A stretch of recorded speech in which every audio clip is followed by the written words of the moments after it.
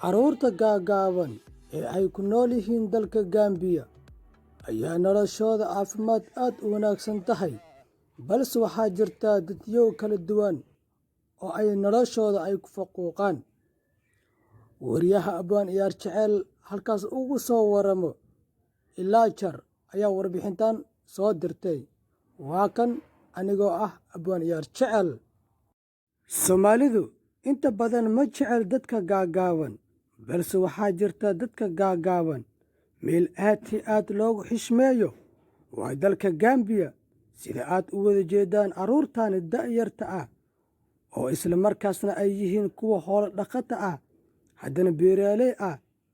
Waxaa inta badan ay sameeyaan noloshooda ay ku dabiraan in ay mar walba isgarab taagaan, balse waxaa jirta dadyow kala duwan ay noloshooda ay ku faquuqaan. Waa kuwan dadkan da'yarta ah oo isla markaasna ay ka sheekeynayaan xaaladooda caafimaad. Bal waxaad u jeedaan ninkan iyo naagtiisa sida ay aadka isku faraxsan yihiin, isla markaasna asiga iyo carruurtiisa mar walba ay isgarabsadaan.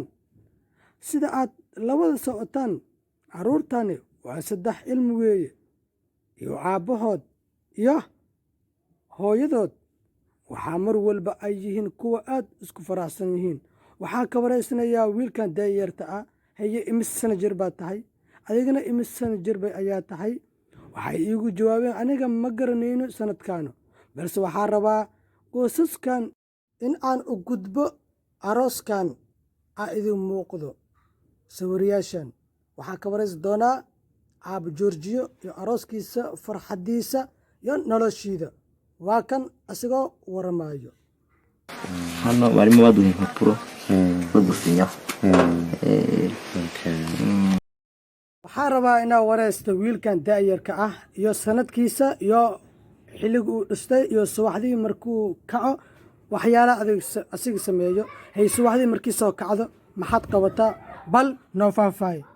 Subaxdii markaan soo kaco waxaan sameeyaa inaan aado iskuulka, inaan qabowsto, inaan cadaysto. Hooyaday aabbaxayga mar walba waan jeclahay iyo walaashayda. Wariye Abaan Ciyaar Jecel, Gambia, Ilaajar.